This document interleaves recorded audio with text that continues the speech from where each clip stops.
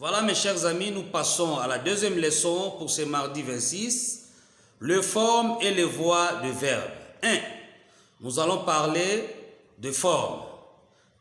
Il y a 4 formes de verbes. Le premier point, c'est la forme affirmative. Qu'entendez-vous par la forme affirmative? La forme affirmative est celle où l'action est réelle. Je reprends. La forme affirmative est celle où l'action est réelle. Exemple. Babi mange une banane. Ma mère tricote un sac. Mbangolo fait pipi.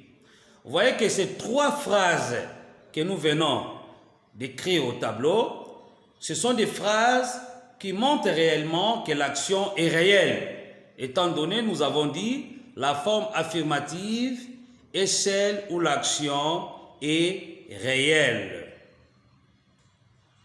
2, nous avons la forme négative. La forme négative, qu'est-ce qu'on nous dit par rapport à la forme négative? L'action est soumise à une négation, c'est-à-dire le refus. L'action est soumise à une négation. Pour bien formuler la forme négative, il y a les adverbes de négation qui interviennent. Alors nous allons citer la liste de quelques adverbes de négation qui interviennent pour l'utilisation de la forme négative. Nous avons par exemple ne pas. Il y a ne plus. Nous avons ne guère, ne jamais. Et aussi nous avons ne point, s'il ne faut citer que cela. Je réponds. Nous avons ne pas, ne plus, ne guère, ne jamais et aussi ne point. Nous allons directement aller par les exemples pour la compréhension de la classe. Nous avons la première phrase. Afi n'est jamais à la maison. La deuxième. Deo ne joue plus au ballon. La troisième. Babi ne s'appelle pas Dadou. Et enfin la 4e phrase, vous n'avez guère connu la guerre. Voilà, les 4 phrases que nous avions énumérées au tableau représentent bel et bien la forme négative.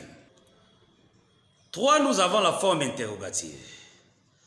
Que nous dit la forme interrogative? Ici, l'action est soumise à une question. Donc, lorsque vous êtes devant une phrase où la question est posée, sachez-le très bien qu'il s'agit de la forme interrogative. Alors ici, qu'est-ce qu'on nous précise? On nous précise que le verbe se place avant le sujet et la phrase termine toujours par un point d'interrogation.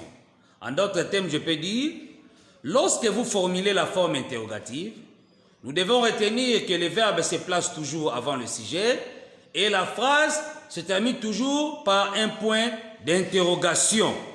Là, c'est lorsque nous parlons de la forme interrogative. Les exemples sont là. Nous avons 4 phrases au tableau, je lis. Irons-nous au jardin botanique? Voilà. Aimes-tu ton père? Es-tu sûr de toi? As-tu des bananes? Voilà, ici nous remarquons que le verbe se place toujours avant le sujet et termine toujours par un point d'interrogation.